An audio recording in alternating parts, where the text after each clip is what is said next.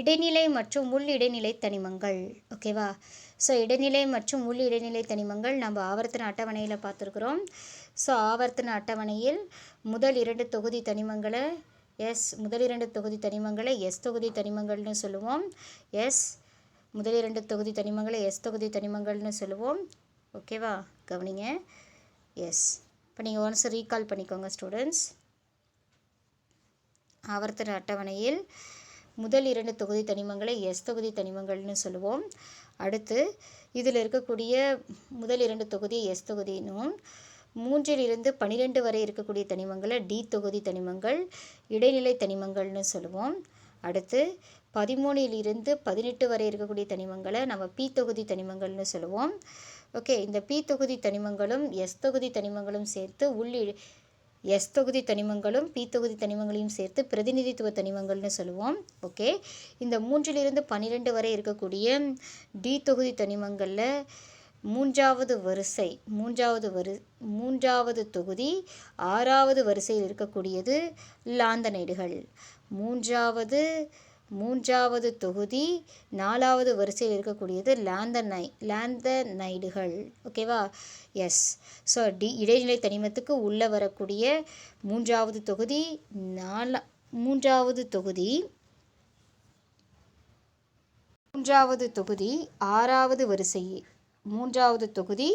6வது வரிசையில் வரக்கூடியது லாந்தனைடுகள் இடைநிலை தனிமத்துக்கு உள்ள.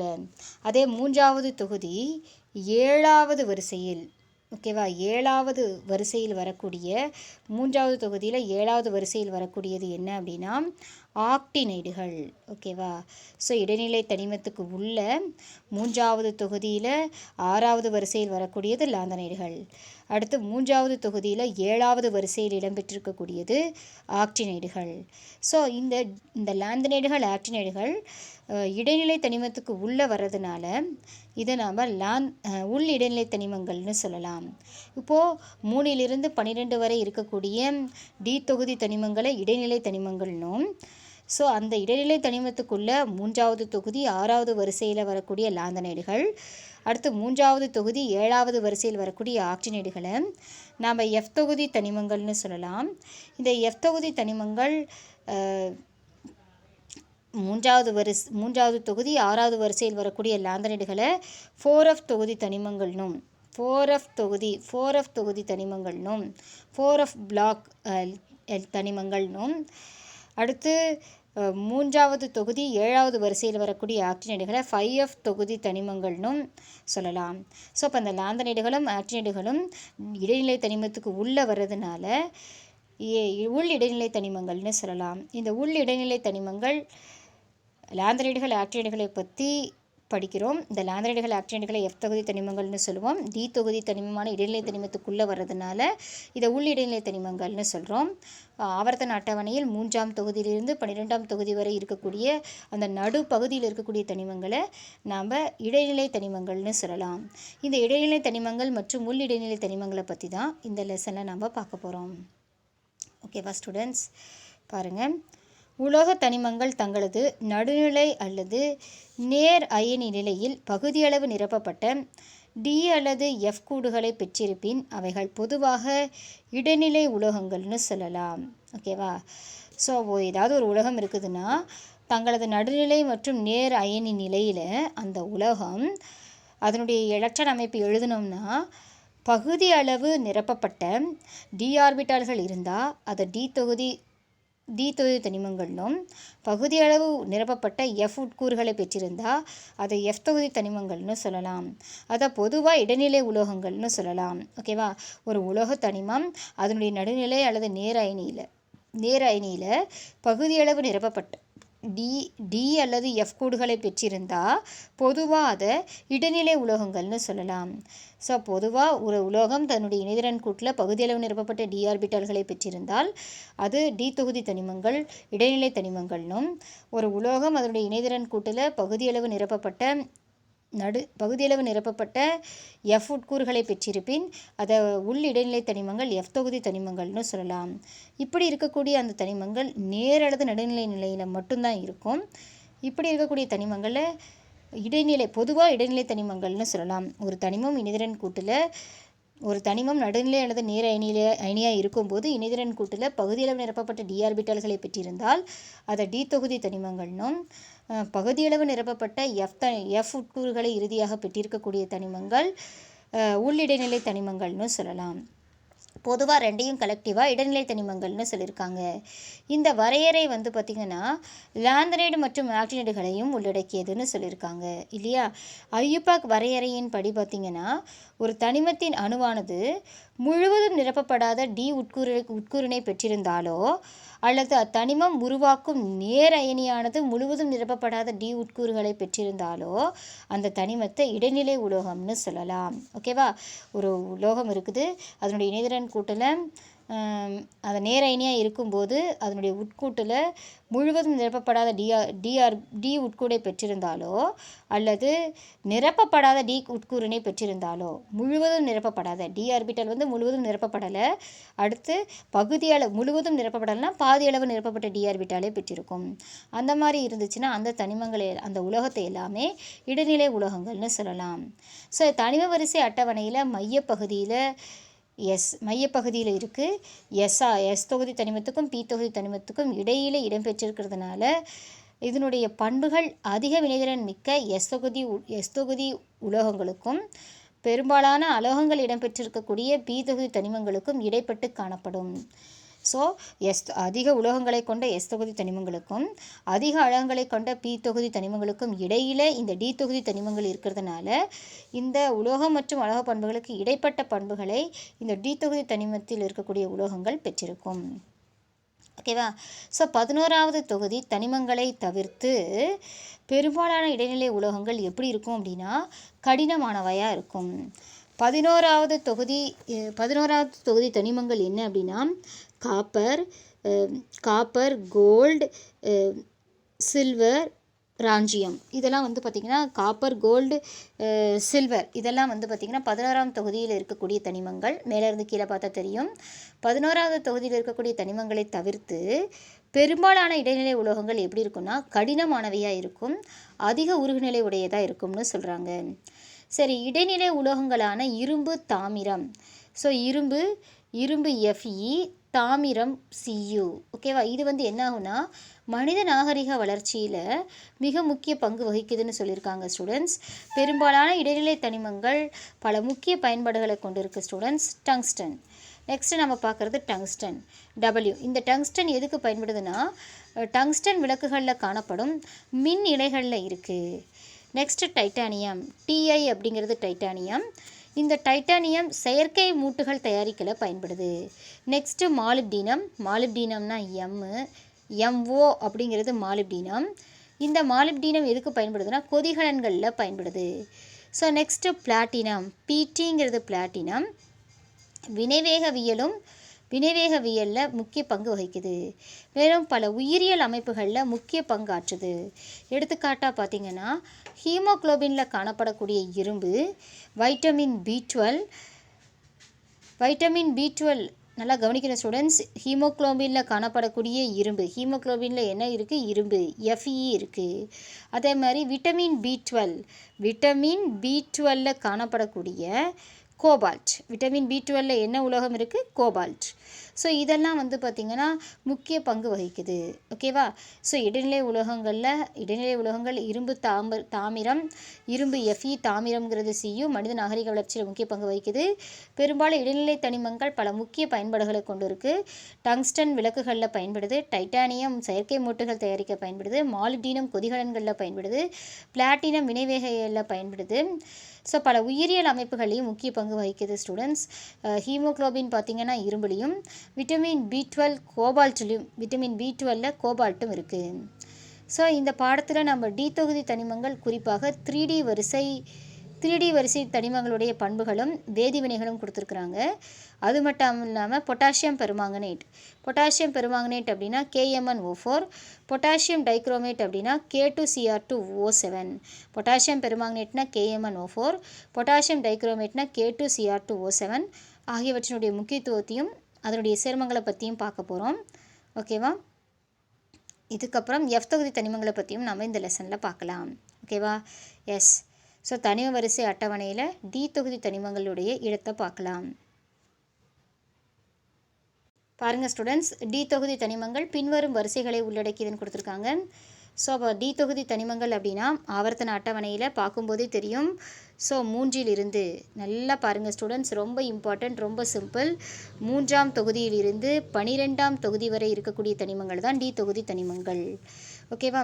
இந்த டி தொகுதி தனிமங்களில் வந்து பார்த்திங்கன்னா எத்தனை சீரீஸ், எத்தனை தொடர்கள் இருக்குது அப்படின்னா 3D தொடர். மொத்தம் இதில் 4 தொடர்கள், 4 வரிசைகள் இருக்குது. முதல் வரிசை 3D வரிசை. ஸ்காண்டியத்திலிருந்து ஜிங்க் வரை இருக்கக்கூடியது 3D வரிசை. எத்தனை சேர்மங்களுக்கு? ஸ்காண்டியம். பாருங்கள், இதுதான் 3D வரிசை. ஓகேவா? இதுதான் ஸ்டூடெண்ட்ஸ் 3D வரிசை. பாருங்கள், இதுதான் 3D வரிசை. 3D வரிசையில் வந்து ஸ்காண்டியத்திலிருந்து ஜிங்க் வரையும் இருக்குது. தனிமங்களை அப்படியே ரீட் பண்ணுறேன் பாருங்கள்.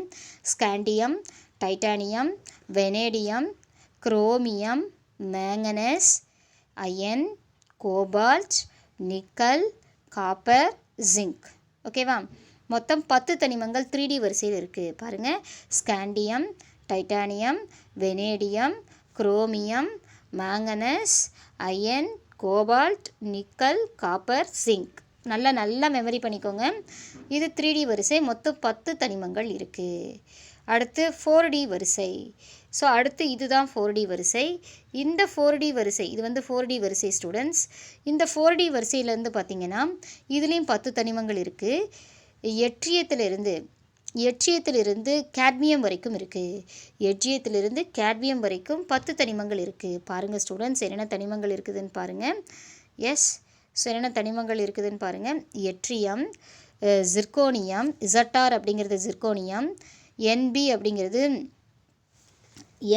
அப்படிங்கிறது பார்த்திங்கன்னா நியோபியம், எம்ஓ அப்படிங்கிறது மாலிப்டினம், டிசி அப்படிங்கிறது டெக்னீஷியம், ஆர்யூங்கிறது ருதீனியம், ஆர்ஹெச்ங்கிறது ரெஹோடியம், பிடிங்கிறது பெலேடியம், ஏஜிங்கிறது சில்வர், ஓகே, சிடிங்கிறது cadmium. So yttrium, zirconium, niobium, okay, என்பிங்கிறது niobium, molybdenum, tungsten, so molybdenum, technetium, sorry students, டிசிங்கிறது technetium, R U ruthenium, R H rhodium, P D palladium, A G silver, C D cadmium. 10 தனிமங்கள் 4D வரிசையில் இருக்குது. So எட்ரியத்திலிருந்து cadmium வரைக்கும் இருக்குது. இது 4D சீரீஸ். எட்ரியத்திலிருந்து கேட்மியம் வரை 10 தனிமங்கள் 4D வரிசையில் 4D தொடரில் இருக்குது. நெக்ஸ்ட்டு 5D தொடர். ஓகேவா? ஸோ லாந்தனத்திலிருந்து லூட்டீஷியம் வரைக்கும் இருக்குது. அடுத்து லாந்தனத்திலேருந்து ஹாஃபினியம் வரையும் மெர்க்குரி வரைக்கும் இருக்குது ஸ்டூடெண்ட்ஸ். சரிங்களா? பாருங்கள், இதுதான் வந்து பார்த்திங்கன்னா 5D வரிசை. ஸோ லாந்தனத்திலிருந்து மெர்க்குரி வரைக்கும் இருக்குது. ஓகேவா? ஸோ லாந்தனத்திலிருந்து லுட்டீஷியம் வரைக்கும், இங்கே கவனிக்கணும் ஸ்டூடெண்ட்ஸ், லாந்தனத்திலிருந்து லுட்டீஷியம் வரைக்கும் தனிமங்களுக்கு பாருங்கள் தனிமங்கள் இருக்கும். ஓகேவா?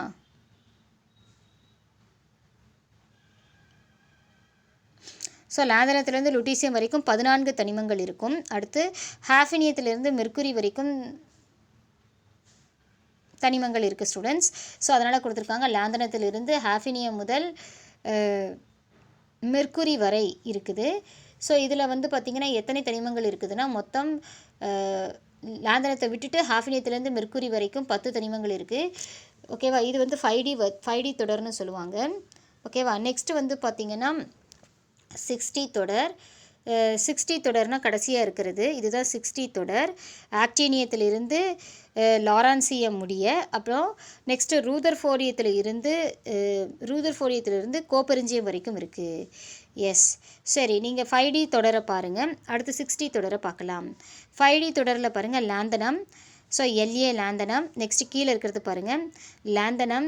F தொகுதியில் பாருங்கள் cerium, CE cerium, PR praseodymium, ND neodymium, PM promethium, SM samarium, EU europium, GD gadolinium, TB ட்ரைஸ்போஷி, TBங்கிறது டர்பியம், DYங்கிறது ட்ரைஸ்போஷியம், ஹெச்ஓங்கிறது ஹால்மியம், இஆர்ங்கிறது எர்பியம், டிஎம்ங்கிறது துலியம், ஒய்பி அப்படிங்கிறது எட்டர்பியம், எல்யூங்கிறது லுட்டீசியம். ஸோ 14 தனிமங்கள் இருக்குது. அந்த 14 தனிமங்கள் மேலே வரணும், இந்த இடத்துல வரணும். ஸோ அதை கீழே போட்டிருக்காங்க. நெக்ஸ்ட்டு ஹாஃபினியம், டால்டனம், ஹாஃபினியம், ஹெச்எஃப்ங்கிறது ஹாஃபினியம், டிஏங்கிறது டால்டனம், டபிள்யூங்கிறது டங்ஸ்டன், ஆர்இங்கிறது ரெஹீலியம், ஓஎஸ் அப்படிங்கிறது ஆஸ்மியம், ஐஆருங்கிறது இரிடியம், பிடிங்கிறது பிளாட்டினம், பிடிங்கிறது பிளாட்டினம், ஏயுங்கிறது கோல்டு, ஹெச்ஜிங்கிறது மெர்க்குரி. ஸோ அப்போ இதெல்லாம் வந்து 5D வரிசையில் வருது, 5D தொடரில் வருது. நெக்ஸ்ட்டு 6D தொடரில் வந்து பார்த்திங்கன்னா ஆக்டீனியத்திலிருந்து லாரான்சியம் வரைக்கும் இருக்குது. பாருங்கள், கீழே இருக்கிறது பாருங்கள். அப்படியே தோரியம், இதுதான் ஸ்டூடெண்ட்ஸ் பார்க்கணும். கீழே இருக்கக்கூடியது ஆக்டினியம் சீரீஸ். கீழே பாருங்கள், தோரியம், ப்ரொடக்டோனியம், யுரேனியம், டிஹெச்ங்கிறது தோரியம், பிஏங்கிறது நல்லா கவனிக்கணும், டிஹெச்ங்கிறது தோரியம், பிஏங்கிறது ப்ரொடக்டோனியம், ஸோ யூங்கிறது யுரேனியம், என்பிங்கிறது நெப்டூனியம், பியுங்கிறது plutonium, A M americium, C M curium, B K berkelium, C F californium, E S einsteinium, F M fermium, M D mendelevium, N O nobelium, L R lawrencium. ஓகேவா? ஸோ கீழே இருக்கு இல்லையா, லாரான்சியம் வரைக்கும் இருக்குது. ஸோ இது வரைக்கும் முடிஞ்சிருச்சு ஸ்டூடெண்ட்ஸ் ஆக்டினியம். அடுத்து அதுக்கப்புறம் வரதை பார்க்கணும். மேலே பாருங்கள், ஆர்எஃப் அப்படிங்கிறது rutherfordium, D B dubnium, S G seaborgium, B H bohrium, H S hassium, M T meitnerium, D S darmstadtium, R G roentgenium, C N copernicium. ஓகேவா? ஸோ இது வந்து 6D வரிசை 6D தொடர் ஸ்டூடெண்ட்ஸ். ஓகேவா? ஸோ மொத்தம் 4 தொடர் இருக்குது. 5D நல்லா கவனிக்கணும். மொத்தம் 4 தொடர் இருக்குது. என்னென்ன தொடர் இருக்குது அப்படின்னா கவனிங்க ஸ்டூடெண்ட்ஸ். ஸோ இது வந்து 3D, இது வந்து 3D, இது 4D, இது 5D, ஓகே, இது 6D. மொத்தம் இந்த மாதிரி 4 தொடர்களை உடையது டி தொகுதி தனிமங்கள். ஓகேவா? ஸோ இதில் வந்து பார்த்திங்க அப்படின்னா ஆவர்த்தன அட்டவணையில் இது வந்து எத்தனாவது தொடர்னா பாருங்கள், இது முதல் வரிசை, 2வது வரிசை, 3வது வரிசை. ஓகேவா? 3வது வரிசை, இது 4வது வரிசை, இது 5வது வரிசை, இது 6வது வரிசை, இது 7வது வரிசை. ஓகேவா? ஸோ அப்போ பார்த்திங்கன்னா ஆவர்த்தன அட்டவணையில் 3வது வரிசையில் இருக்கக்கூடியது 3D. இது வந்து 3வது வரிசை, இது வந்து 4வது வரிசை. நல்லா கவனிக்கணும் ஸ்டூடெண்ட்ஸ். இது வந்து 3வது வரிசை, இது 4வது வரிசை, இது 5வது வரிசை, இது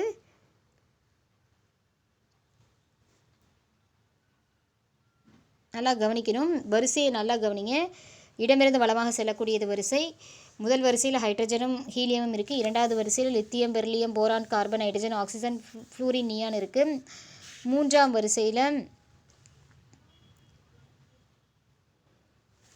வரிசையில் சோடியம், மெக்னீஷியம் வந்து இருக்குது students. Magnesium, aluminium, silicon, phosphorus, sulphur, chlorine, argon இருக்குது. ஸோ இப்போ இது வந்து எத்தனாவது வரிசை அப்படின்னா 4வது வரிசை. ஸோ ஆவர்த்தன அட்டவணையில் 4வது வரிசையில் தான் ஆரம்பிக்குது பாருங்கள். எஸ். ஸோ அப்போ 4வது வரிசை, இது வந்து 4வது வரிசை, இது 5வது வரிசை, இது 6வது வரிசை, 7வது வரிசை ஆவர்த்தன அட்டவணையில். ஸோ இதை நாம் என்னென்னு சொல்கிறோன்னா ஸ்காண்டியத்திலிருந்து ஜிங்க் வரை 3D தொடர்னு சொல்கிறோம். ஸோ எட்ரியத்திலிருந்து கேட்மியம் வரைக்கும் 4D தொடர்னு சொல்கிறோம்.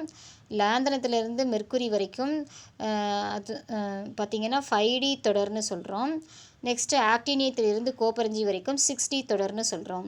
புரியுதா ஸ்டூடெண்ட்ஸ்? இதான் சொல்லியிருக்காங்க. 12ஆம் தொகுதி தனிமங்களான துத்தநாகம், கேட்மியம், மெர்க்குரி ஆகியன அவைகளின் தனிம நிலையிலோ அல்லது அவற்றின் வழக்கமான ஆக்சிஜனேற்ற நிலையிலோ காணப்படும் அயனிகளோ பகுதியளவு நிரப்பப்பட்ட டி ஆர்பிட்டால்களை பெற்றிருப்பதில்லை. ஸோ இப்போ ஜிங்க்கு, ஓகேவா, ஜிங்க்கு, கேட்மியம், மெர்க்குரி, ஓகேவா. ஸோ இதெல்லாம் வந்து தனிம நிலையிலையும் சரி அதனுடைய வழக்கமான ஆக்சிஜனேற்ற நிலையிலும் சரி அயனிகளாக இருக்கும்போது பகுதியளவு நிரப்பப்பட்ட டி ஆர்பிட்டால்களை பெற்றிருக்காதுன்னு சொல்கிறாங்க. சரிங்களா? எதெல்லாம் பகுதியளவு நிரப்பப்பட்ட டி ஆர்பிட்டால்களை பெற்றிருக்காது அப்படின்னா ஜிங்கு, கேட்மியம், மெர்க்குரி. ஓகேவா? ஸோ அவைகளுடைய பண்புகள் தொடர்புடைய இடைநிலை தனிம வரிசை அட்டவணையில் ஸோ இது வந்து டி தொகுதி தனிமங்கள் பகுதியில் நிரப்பப்பட்ட டி ஆர்பிட்டல்களை இந்த மெர்க்குரி, ஜிங்கு, கேட்மியம், மெர்க்குரி வந்து பெற்றிருப்பதில்லை அப்படின்னு சொல்லிட்டோம். எஸ், அவைகளினுடைய பண்புகள் வந்து தொடர்புடைய. சரி, நெக்ஸ்ட் பாருங்கள் ஸ்டூடெண்ட்ஸ். அவைகளுடைய பண்புகள் தொடர்புடைய இடைநிலை தனிம வரிசை அட்டவணையில் தொடர்ச்சியாக ஒத்திருப்பதால் அவைகளும் இடைநிலை தனிமங்களாகவே கருதப்படுது. ஓகேவா? எதெல்லாம் ஜிங்கு, கேட்மியம், மெர்க்குரி எல்லாமே இதே மாதிரி சொல்கிறாங்க. ஐயுபாக் வரையறையின்படி 7வது வரிசையில் தனிமங்களான ஆக்டினியம் மற்றும் ரூதர்ஃபோர்டியம் முதல் கோப்பெருஞ்சியம் வரையில் உள்ள 10 இடைநிலை தனிமங்களும் இந்த வரிசை தனிமங்கள் அனைத்தும் கதிரியக்க தன்மை உடையவைன்னு சொல்லியிருக்காங்க. பாருங்கள், கதிரியக்க தன்மை உடையவை எதுனா 7வது வரிசையில் இடம்பெற்றிருக்கக்கூடிய இந்த 7வது வரிசையில் இடம்பெற்றிருக்கக்கூடிய actinium A C, rutherfordium R F, next copernicium C N, இதெல்லாம் இதுவரை இருக்கக்கூடிய 10 இடைநிலை தனிமங்களும் இந்த வரிசை தனிமங்களும் என்ன இருக்குன்னா, இந்த வரிசையில் இருக்கக்கூடிய 7வது வரிசையில் இருக்கக்கூடிய அனைத்து தனிமங்களும் என்ன தன்மை உடையது அப்படின்னா கதிரியக்கத்தன்மை உடையவை. ஸோ இந்த தொடரில் ஆக்டினியத்தை தவிர பிற அனைத்து தனிமங்களும் செயற்கை தொகுப்பு முறையில் தயாரிக்கலாம். ஸோ ரூதர்ஃபோர்டியம், ஜொபீனியம், சிபோரியம், போரியம், ஹாசியம், மென்டரீனியம், டிராஸ்மேஸ்டியம், ராஞ்சியம், கோப்பெருஞ்சியம் இதெல்லாம் என்னதுன்னா ஆக்டினியத்தை தவிர மற்றது எல்லாத்தையும் செயற்கை தொகுப்பு முறையில் தயாரிக்கலாம் அப்படின்னு சொல்கிறாங்க. இந்த தனிமங்கள் மிக குறைவான அரைவாழ்வு காலங்களை பெற்றிருக்குது. ஸோ இந்த தனிமங்கள் எல்லாம் கதிரியக்க தன்மை உள்ள தனிமங்கள் எல்லாம் குறைவான அரைவாழ்வு காலத்தை பெற்றிருக்குதுன்னு சொல்கிறாங்க. ஸோ நல்ல தனிமங்கள் எல்லாம் பெயரோட மெமரி பண்ணி வச்சுக்கோங்க ஸ்டூடெண்ட்ஸ். கிளாஸை அப்சர்வ் பண்ணிக்கோங்க, பெயரெல்லாம் எழுதி வச்சுக்கோங்க, தெரியலனா கேளுங்க. எஸ், அதுலேயே பெயர் இருக்குது, பெயர் கொடுத்துருக்குறாங்க, நீங்கள் படிச்சிங்கன்னா புரியும். டி தொகுதி தனிமங்கள் எல்லாத்தையும் நல்லா மெமரி பண்ணிக்கோங்க, அதனுடைய வரிசையை புரிஞ்சுக்கோங்க. எந்த வரிசையில் ஆரம்பிக்குது, இந்த 3D 4D 5D 6D தொடரில் என்ன தனிமங்கள் இருக்குது, அதனுடைய பெயர்களை நல்லா மெமரி பண்ணி வச்சுக்கோங்க ஸ்டூடெண்ட்ஸ். ஓகேவா? தேங்க்யூ.